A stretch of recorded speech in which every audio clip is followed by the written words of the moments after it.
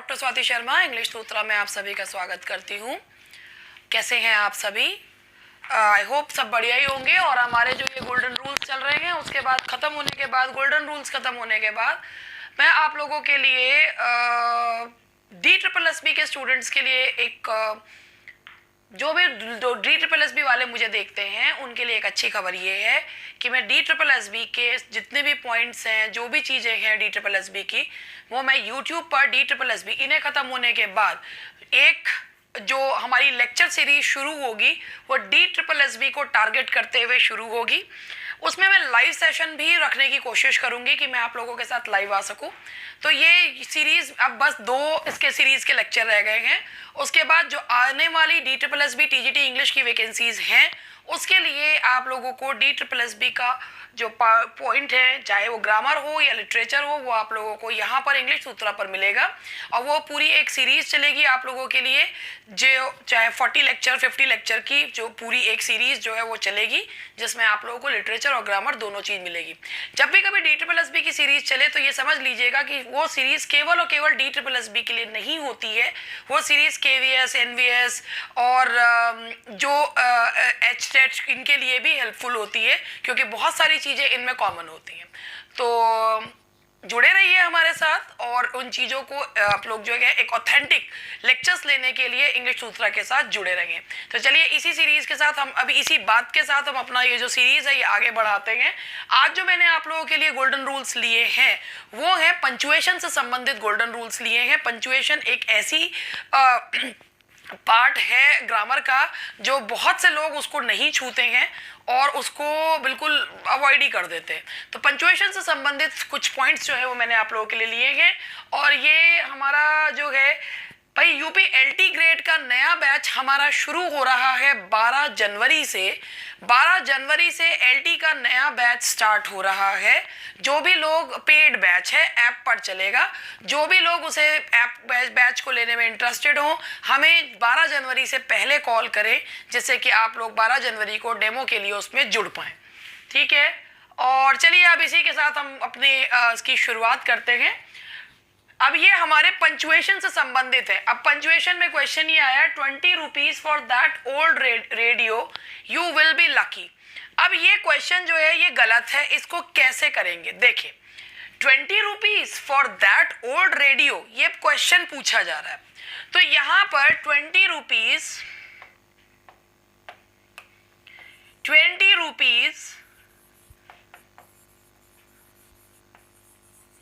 ये रुपीस का आर जो है वो छोटा ही आएगा।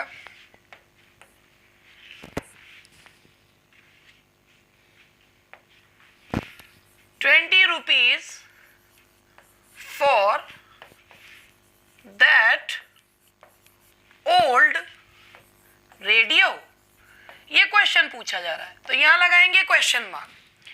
यू विल बी लकी, जब भी कभी हम के 2 वर्ड्स को जोड़ते हैं यानी कि कॉन्ट्रैक्शंस करते हैं, कॉन्ट्रैक्टेड वर्ड्स जो होते हैं यानी कि काट के छोटे करे जाते हैं, तो उनमें जो पंचुएशन मार्क लगता है वो होता है एपोस्ट्रोफी। तो यहां पर आप लगाएंगे यू विल बी लकी। और चूंकि जब हमारे कोई इमोशंस बताता है तो वहां पर हम यूज करते हैं मार्क ऑफ एक्सक्लेमेशन। तो यहां आएगा मार्क ऑफ एक्सक्लेमेशन। एक बार ध्यान से सुन लीजिएगा इस पॉइंट में ऐसा क्या है। देखिए, क्वेश्चन मार्क, डायरेक्ट क्वेश्चन के बाद हम क्वेश्चन मार्क लगाते हैं। जब हम किसी शब्द को काट कर छोटा करते हैं, जैसे कैंट लिखना है, तो हम उसमें लिखेंगे ये जो पंचुएशन मार्क है इसे कहा जाता है एपोस्ट्रोफी। तो यू और विल में से W काट दिया गया है, कॉन्ट्रैक्ट कर दिया गया है, तो यू विल बी लकी। यहाँ पर ये हमारी यू विल बी लकी ये हमारी फीलिंग्स को बता रहा है। जो भी वर्ड्स हमारी फीलिंग्स को बताते हैं उसके बाद मार्क ऑफ एक्सक्लेमेशन लगाया जाता है।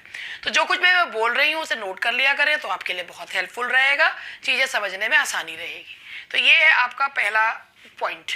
Now the next one is he misread the last train as the first train। जब कभी किसी सेंटेंस में किसी चीज को हाईलाइट करना होता है, जब हाईलाइट करना होता है किसी सेंटेंस के बीच में किसी चीज को हाईलाइट करना हो, किसी फ्रेज को, किसी बुक के नाम को, किसी मूवी के नाम को, तो सिंगल इन्वर्टेड कॉमा से उसे बताते हैं। तो he misread the last train as, तो इन दोनों को, इसको the last train as the fast train, इनको हमें हाईलाइट करना है। तो ये कैसे होंगे? He misread the last train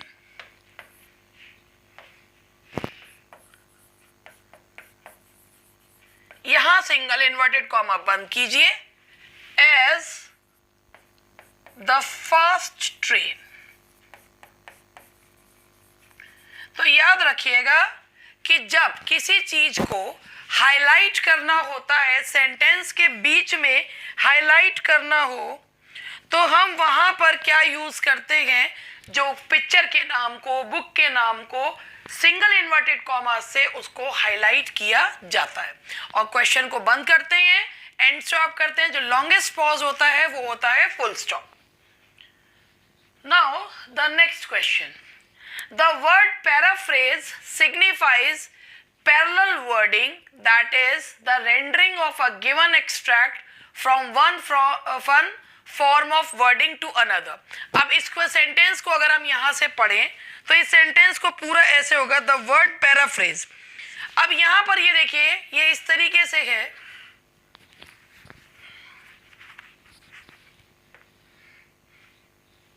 the word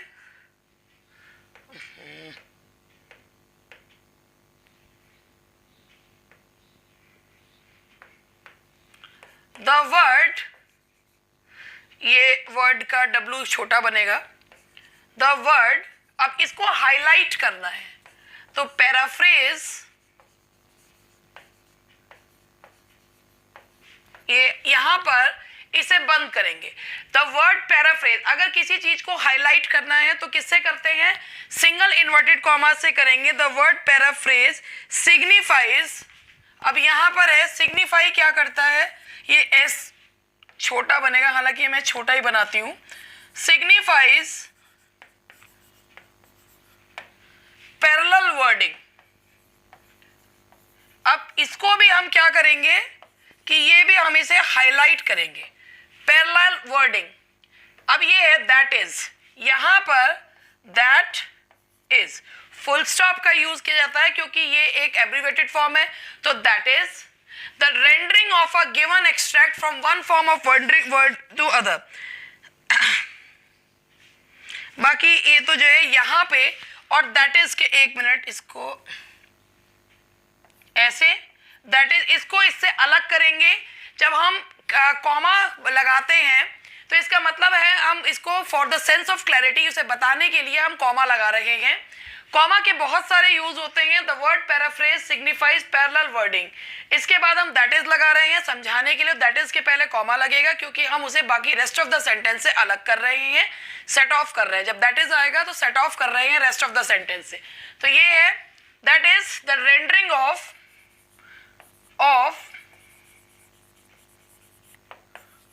a given extract. अब बाकी जो ये है टू अनदर तक ये पूरा लिखा जाएगा और ये फुल स्टॉप।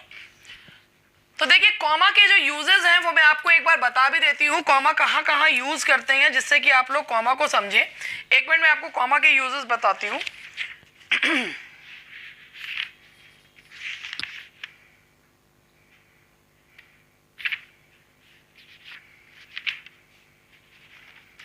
देखिए सबसे पहले ये याद रखिएगा कि कॉमा जो होता है it is a shortest pause, it is the shortest pause. सबसे छोटा जो पॉज होता है वो शॉर्टेस्ट होता है, लॉन्गेस्ट पॉज होता है फुल स्टॉप। उसके बाद ये कोटेशन को अलग करने के लिए यूज किया जाता है। कोटेशन को it is used to separate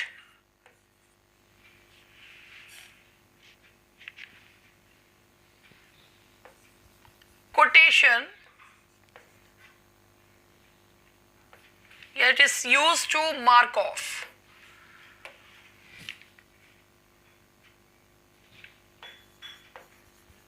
It is used to mark off the quotation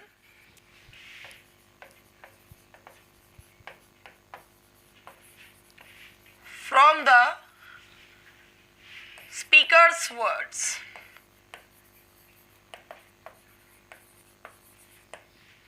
ये स्पीकर के वर्ड से from the rest of the sentence quotation को स्पीकर्स वर्ड से या रेस्ट ऑफ द सेंटेंस से, जैसे अगर हम यहां पर लिखते हैं ही सेड,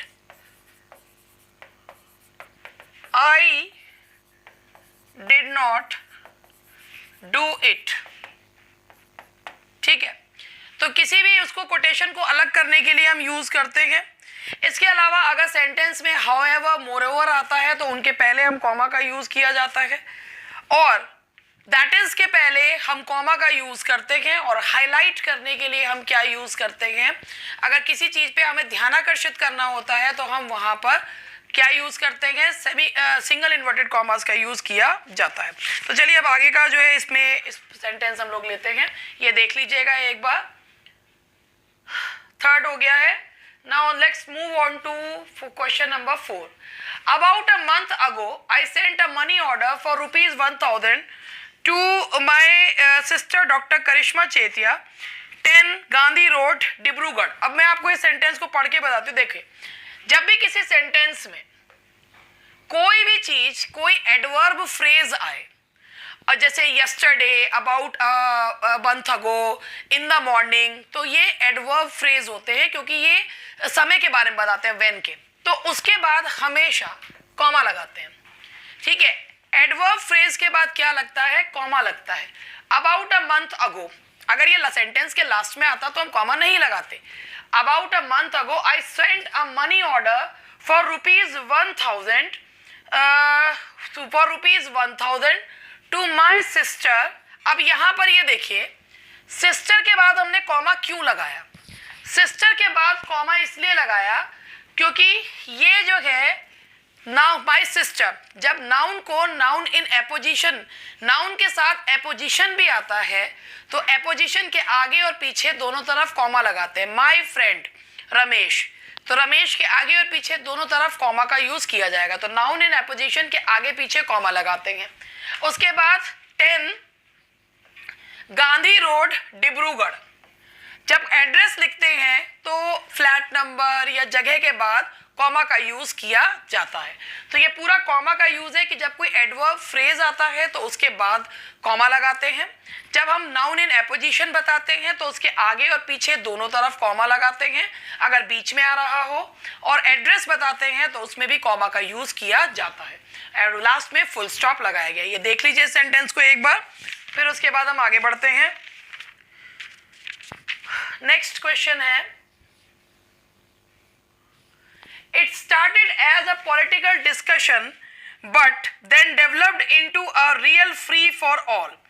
देखिए यहां पर ये है, it started as a political discussion, इसमें कहीं से कहीं तक भी कोई गलती नहीं है।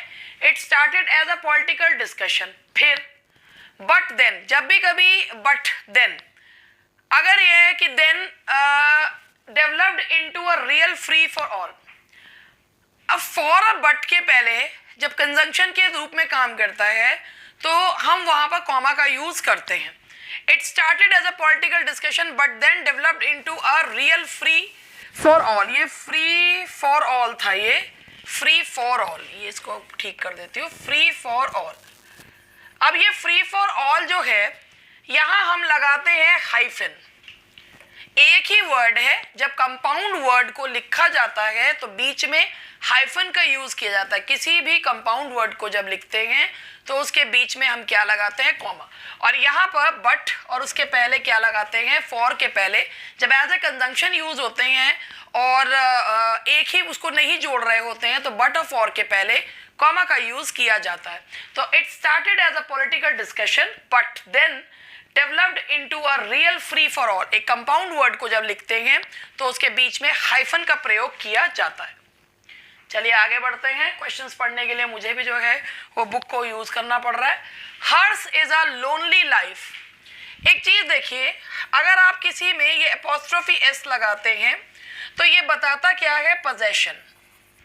ये पोजेशन बताता है, ठीक है। अब पोजेशन बता रहा है जैसे सीताज, ठीक है जी। लेकिन अगर आप किसी, ये ऑलरेडी ये गलत है, योर्स, हर्स, आवर्स, ये सब गलत। क्यों?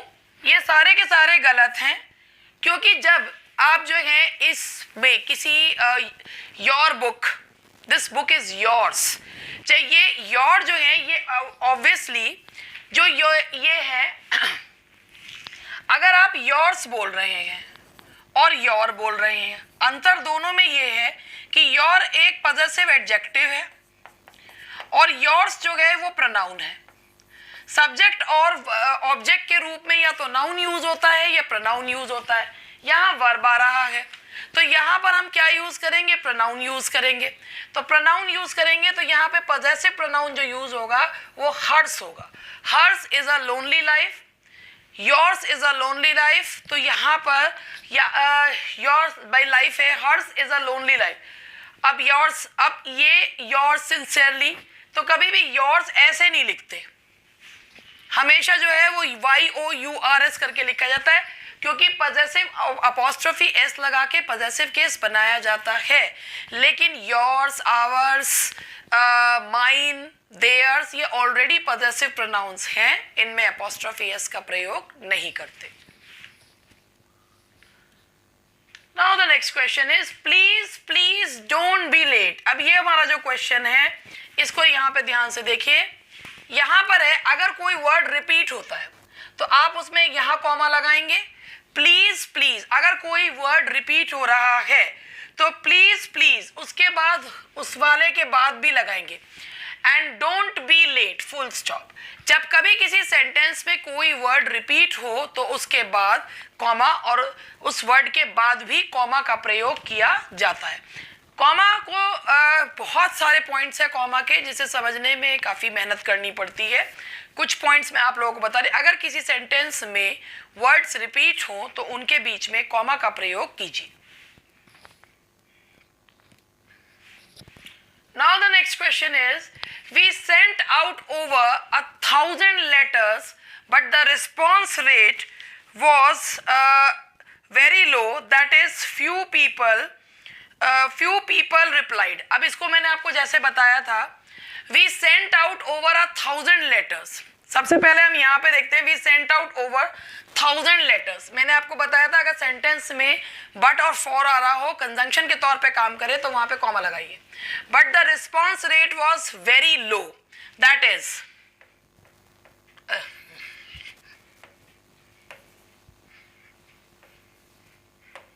अब हमारा यहाँ पर फिर that is जो है वो आ रहा है तो हमें यहाँ पर but the response rate was very low. अब यहाँ पर आप इसमें क्या करेंगे? That is few people replied. तो अब आप यहाँ पर करिए कि यहाँ पर आप इसमें फुल स्टॉप लगाइए, यहाँ कॉमा लगाइए, that is few people replied और फुल स्टॉप जो है वो यहाँ पर लगा दीजिए क्योंकि that is से बाकी के सेंटेंस को अलग कर रहे हैं तो इसलिए यहाँ पर few people, that I और E के बीच में यहाँ और यहाँ फुल स्टॉप लगेगा। few people replied, full stop का यूज कर दीजिए। ये हो गया हमारा क्वेश्चन नंबर 8। बट और फॉर के पहले कॉमा का प्रयोग करते हैं कंजंक्शन के तौर पे। The way was long, the wind was cold. अब ये वाला क्वेश्चन देखिए, the way was long, the wind was cold. ये देखिए, the way was long, the wind was cold. दो छोटे छोटे फ्रेजेस को अलग करने के लिए कॉमा का प्रयोग किया जाता है और बाद में फुल स्टॉप लगा देते हैं। अगर प्रिंसिपल को सबऑर्डिनेट क्लॉज से सबऑर्डिनेट क्लॉज को प्रिंसिपल क्लॉज के पहले लगाना हो तो कॉमा का यूज कर देते हैं। एडवर्ब जो क्लॉज अगर आगे आ रहा है तो हम लोग जो है कौन सा कॉमा का प्रयोग कर देते हैं। दो छोटे छोटे क्लॉजेस को अलग करने के लिए कॉमा का यूज जो है वो किया जाता है। The way was long, comma, the wind was cold, full stop. And now the last question of today is,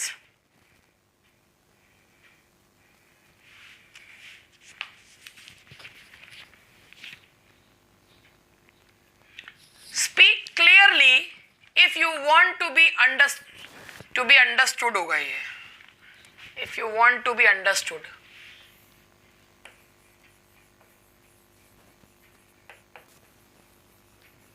speak clearly if you want to be understood, तो यहां पर ये देखिए, speak clearly if you want to be understood, full stop. ठीक है जी। क्यों speak clearly? यहां पर एडवर्ब वाला पार्ट जो है वो पहले आया है कि कैसे बोलो, हाउ स्पीक क्लियरली, तो ये एडवर्ब वाला जो आपका पार्ट है, एडवर्ब क्लॉज पहले आया, कॉमा से इसको सेग्रीगेट किया, और वैसे भी जो भी इंपेरेटिव सेंटेंसेस होते हैं उसके बाद कॉमा का यूज किया जाता है। और यहाँ पर क्योंकि प्रिंसिपल सबऑर्डिनेट नहीं है, तो यहाँ पर जब एडवर्ब क्लॉज आ रहा है तो उसे सेंटेंस से अलग कैसे करते हैं, कॉमा से अलग किया जाता है। तो ये है वो हमारा सेंटेंस। ये हुए हमारे आज पंचुएशन के कुछ पॉइंट्स जो है वो आप लोगों को बताए हैं।